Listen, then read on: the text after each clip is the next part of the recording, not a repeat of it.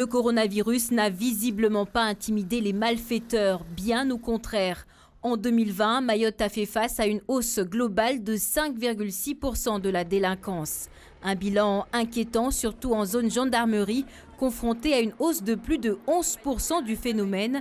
On y compte 592 faits de violence de plus comparé à l'année précédente. Plusieurs indicateurs y sont au rouge, comme la hausse des agressions physiques. Autre source d'inquiétude, la moitié des 360 faits supplémentaires constatés sont des caillassages contre les forces de l'ordre.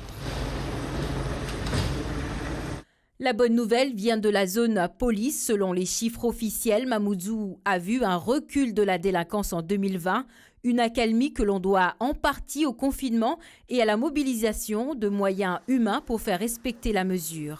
Au moment du confinement, il y avait plus de présence policière dans la rue en 2020 que cette année, puisque avec la DTPN, ça a permis de réunir les deux directions pour faire respecter le confinement en grand air. Malgré la forte présence de la police dans ces rues, Mamoudzou a connu une hausse des vols et des violences crapuleuses, conséquence de la précarité causée par la crise sanitaire, un phénomène que l'on retrouve partout sur l'île et que la préfecture associe à l'interruption des reconduites à la frontière.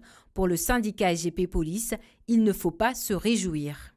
La police ne peut pas être partout. Pendant que les agents étaient occupés à faire respecter le confinement, les infractions qui se déroulent plutôt en ville avaient baissé, ce qui est normal, mais aux alentours, les jeunes profitaient pour commettre leurs méfaits. Un certain nombre d'indicateurs clignotent encore rouge.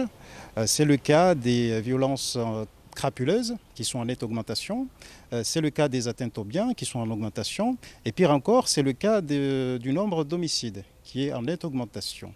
Alors je crois qu'il faut se garder de se réjouir trop vite parce que cette délinquance quotidienne qui trouble la vie des Mahorais est encore très présente et je crois qu'elle va continuer à générer des peurs encore et encore.